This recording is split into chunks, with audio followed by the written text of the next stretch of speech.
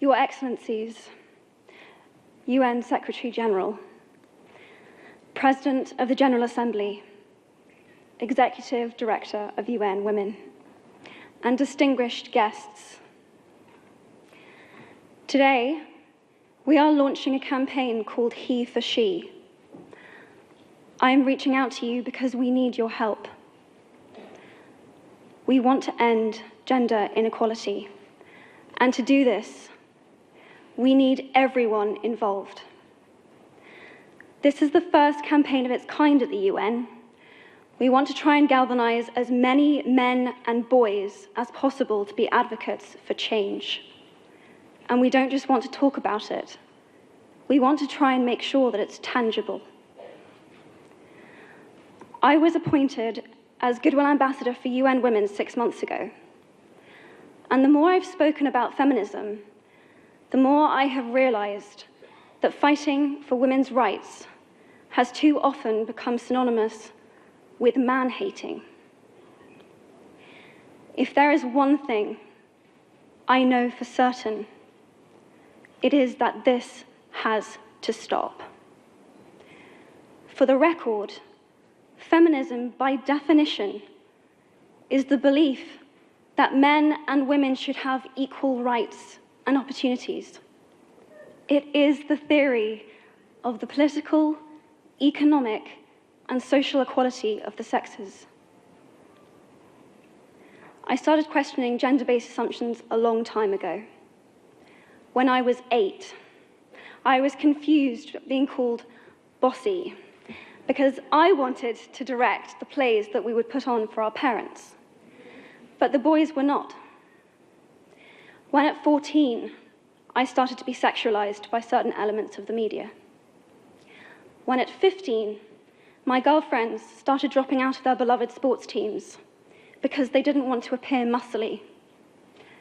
When at 18, my male friends were unable to express their feelings.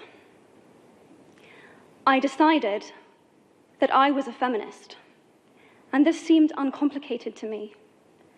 But my recent research has shown me that feminism has become an unpopular word. Women are choosing not to identify as feminist. Apparently, I am among the ranks of women whose expressions are seen as too strong, too aggressive, isolating, and anti-men, unattractive even. Why has the word become such an uncomfortable one? I am from Britain, and I think it is right that I am paid the same as my male counterparts. I think it is right that I should be able to make decisions about my own body.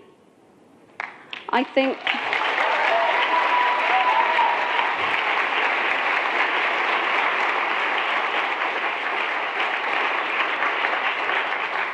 it is right that women be involved on my behalf in the policies and the decisions that will affect my life. I think it is right that socially I am afforded the same respect as men.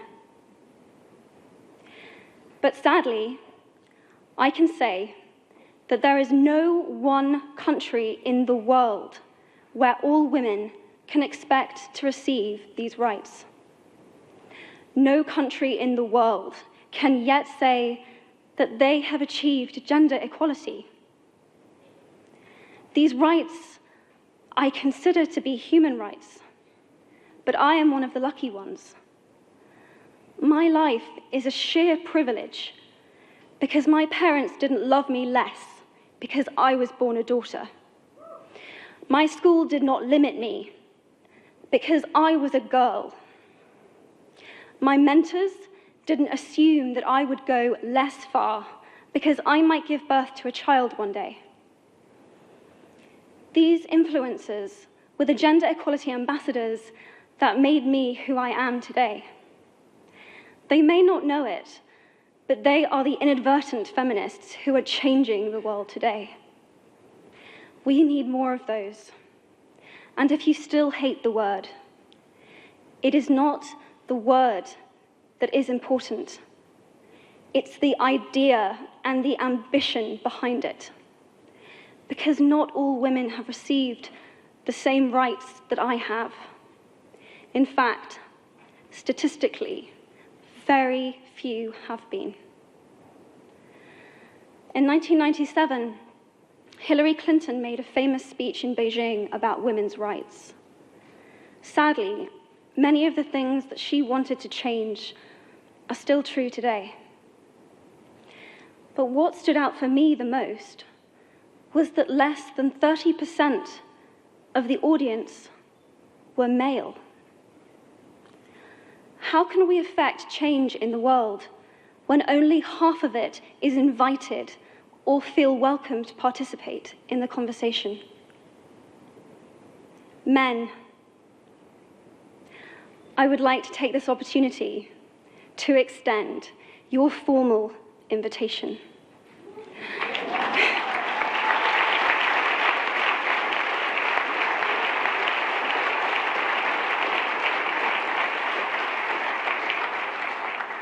Gender equality is your issue too. Because to date, I've seen my father's role as a parent being valued less by society, despite my needing his presence as a child as much as my mother's. I've seen young men suffering from mental illness, unable to ask for help, for fear it would make them less of a man or less of a man.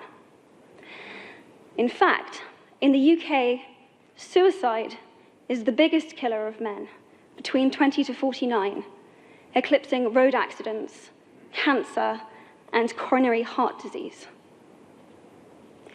I've seen men made fragile and insecure by a distorted sense of what constitutes male success. Men don't have the benefits of equality either. We don't often talk about men being imprisoned by gender stereotypes, but I can see that they are, and that when they are free, things will change for women as a natural consequence. If men don't have to be aggressive in order to be accepted, women won't feel compelled to be submissive. If men don't have to control, women won't have to be controlled. Both men and women should feel free to be sensitive. Both men and women should feel free to be strong. It is time that we all perceive gender on a spectrum instead of two sets of opposing ideals.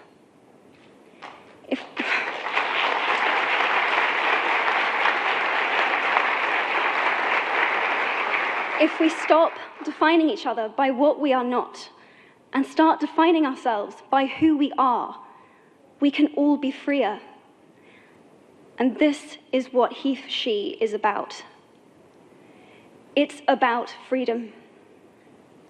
I want men to take up this mantle so that their daughters, sisters, and mothers can be free from prejudice, but also so that their sons have permission to be vulnerable and human too. Reclaim those parts of themselves they abandoned, and in doing so, be a more true and complete version of themselves.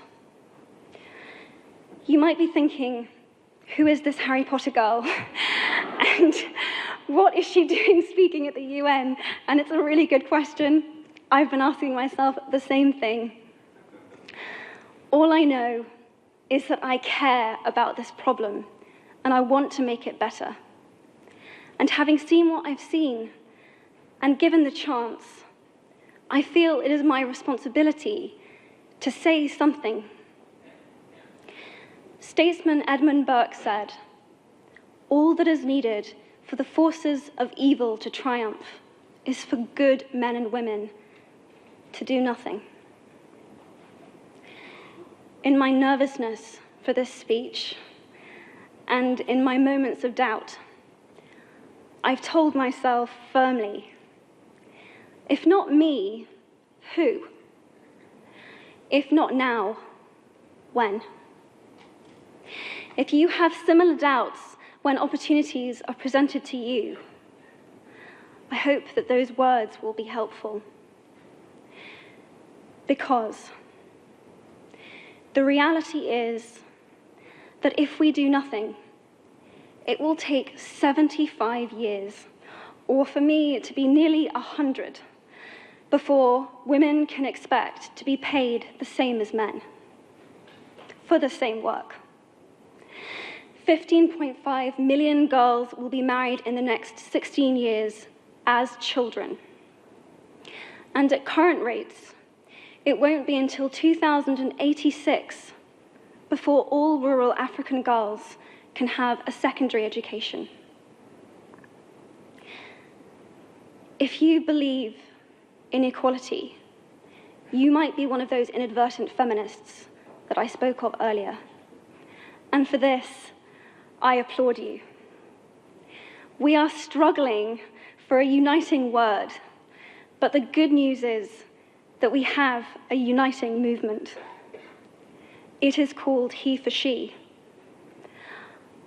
I am inviting you to step forward, to be seen, and to ask yourself, if not me, who?